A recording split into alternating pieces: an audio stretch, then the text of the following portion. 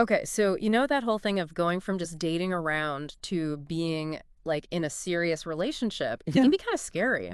Yeah, for sure. Get the It, big step. that whole like define the relationship talk can be awkward, even if you're usually good at talking to people. Definitely. Makes you feel a little tongue-tied. Yeah. Totally. And that's what we're diving into today. We're going to give you the lowdown on how to navigate it like a pro. It's interesting how much we focus on the talk itself, Right. but the change really starts way before that. It's like a whole shift in how you see the relationship. Oh, for sure. We've got this super in-depth podcast script for today's deep dive. Okay.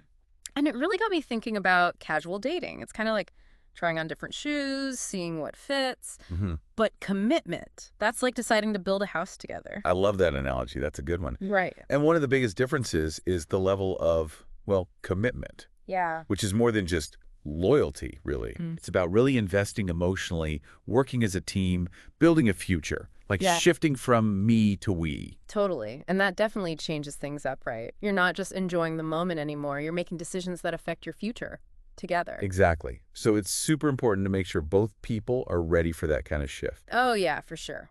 So how do you know?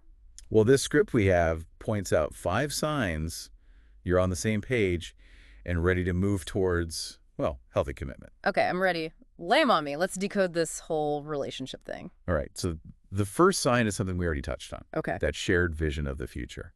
It's about being on the same page with your big goals and values. Right, so it's not just about agreeing on how many kids you want someday. Right, exactly. It's more than that. It's about those early conversations about your long-term goals, career stuff, where you want to live, all of that. It's actually a really strong sign if you two are on the same page there. It says you're both like heading in the same direction. Makes a lot of sense. But let's say you and your partner are already dreaming about adopting a dog and naming your future kids. Okay. What's the next sign? Sign number 2. It's all about trust Yeah. and being emotionally close. Mm-hmm. You got to feel safe to be vulnerable with each other, sharing the good stuff, but also your, fears and insecurities. That's for sure. Like, everyone's got baggage. Exactly. Mm. And there was this study found that couples who feel comfortable being vulnerable with each other are way more satisfied in their relationships. Yeah, because you need to know they'll be careful with your heart. Right. Even when things get a little messy, that kind of trust, that's like the foundation for a strong connection. For sure. And that kind of leads to the next sign, right? Yeah. Sign number 3 is when being exclusive just feels like natural. Okay. You're not even thinking about dating apps or other people. Right. Your focus is completely on each other. So it's not even like you're forcing yourself to delete Tinder. Right. You just, like, don't want to. Exactly. You found something special, so why bother? Totally. It's like when you find that perfect pair of jeans. Yeah. You're not looking at anything else. But let's be real. Mhm. No relationship is perfect, right? Right. Which brings us to sign number 4. Okay, hit me. You got to have gone through some tough times together. Makes sense. I mean, every couple has disagreements. It's inevitable. The important thing is how you handle those bumps in the road. Yeah, that's true. Have you faced challenges and come out stronger on the other side? Communicating better, understanding each other more deeply. That's a really good sign you're building a solid foundation for, commitment. It's like they say, the strength of a relationship isn't about never fighting. Right. It's about how you make up and reconnect afterwards. Exactly. Now, if you've hit those first 4 signs, Mm-hmm. then the 5th one is probably the most telling. Okay, I'm ready. What's number 5? What's the final clue to, like, DTR? It might sound simple, but it's huge. Genuine happiness and security. Do you feel truly happy and supported in this relationship? Gotcha. Does the joy, outweigh any stress or drama? So it's not just putting up with each other's quirks, right? No. It's about enjoying the whole ride, the ups and downs, and feeling excited about the future together. Yes, exactly. If you've got all 5 of these signs going on, well, it might just be time to take that leap and have the talk. Okay, but how do you even start that conversation without it being super awkward, like a bad rom-com? Right. We'll get into that in part 2 of this deep dive. So you've seen the signs, you're feeling it, but how do you actually start the talk? Without making it weird, Oh, yeah. like a bad movie scene. It definitely brings up anxiety for people. For sure. But the good news is, it doesn't have to be this big dramatic thing. This script we're looking at really stresses being honest and direct. Oh, yeah. Honesty is key. Yeah, But what happens if your partner isn't, like, thrilled about the idea? that's a great point. Hmm. And it's something a lot of people worry about. Our script calls this out as like a key thing to be ready for. Be ready for anything. Okay. Because just because someone isn't ready to commit, right this second, Yeah. it doesn't mean they don't care about you. Right, right. And there could be so many reasons why they might hesitate. Maybe past relationships or just needing a little more time to, like, figure out their feelings. Exactly. Okay. So how do you deal with that? Patience is key, Mm. definitely.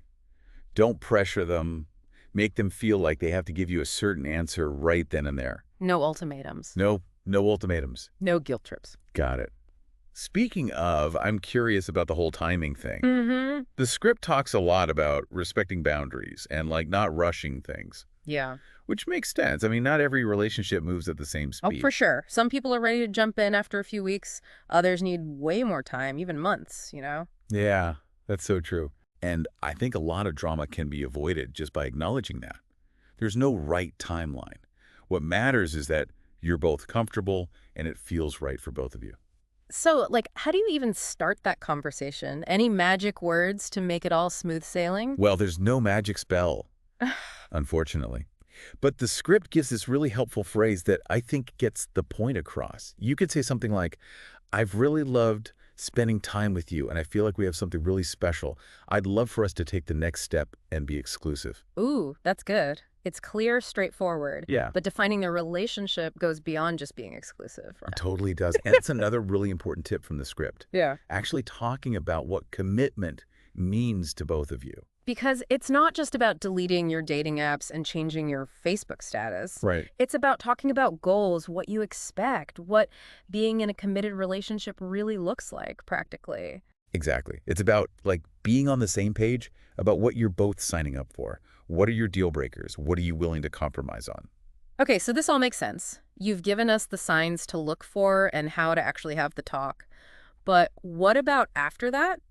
Sometimes even the best relationships lose a little spark over time. Right. How do you keep things going strong long term? And that's where the last part of the script comes in. Okay. It shifts from defining the relationship to keeping that connection strong for the long haul, which honestly can be just as hard, maybe even harder. Right, because you've leveled up, you've committed, and now it's like a whole new set of challenges and rewards.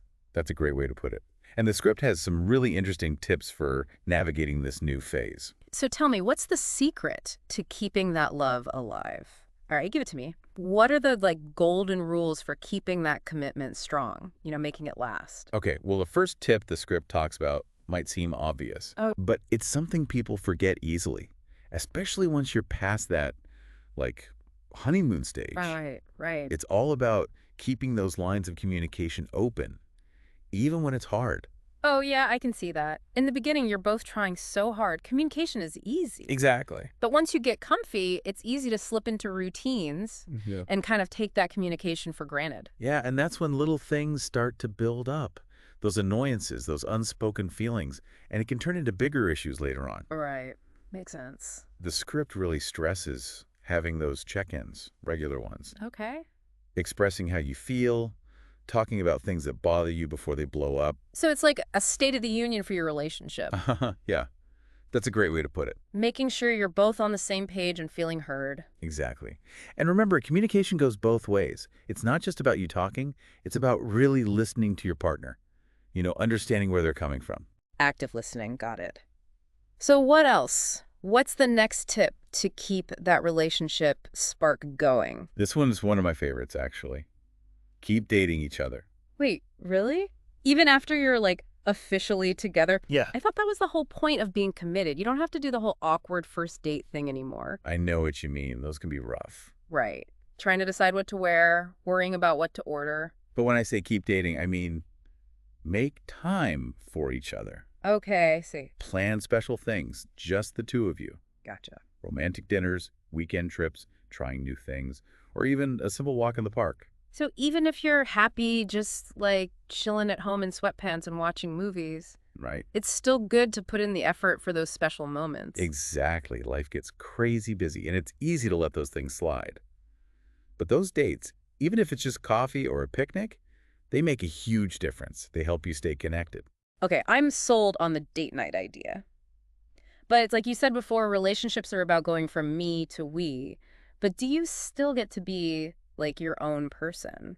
That's a great question. Mm. And actually, it's something the script didn't talk about directly. Hmm. But it's super important. It's a balancing act, for sure. Right. You want that closeness, that togetherness. But both people need to keep their own interests, their own identities. So it's not about becoming like one person. Right. It's about two people choosing to be together, supporting each other, but still being individuals. You got it. When you encourage each other's passions, respect each other's space, do your own thing sometimes, it actually makes the relationship stronger. I like that. You bring new things to the table. This deep dive has been amazing. It has. We've learned so much about recognizing those signs, how to have the talk, and even how to keep the love alive. Phew, what a journey. And remember, every relationship is different. There's no one right way to do things. It's all about figuring out what works for you two. So true. All right, to everyone listening, trust your gut, talk openly, and remember, building a strong relationship is a journey, not a finish line. And don't be scared to have those conversations, even the awkward ones. And I'll leave you with this. Commitment is a powerful thing. When two people choose each other day after day and really build a life together, that's something special. Well said. That's it for this deep dive. Until next time, keep learning, keep growing, and keep those relationships strong.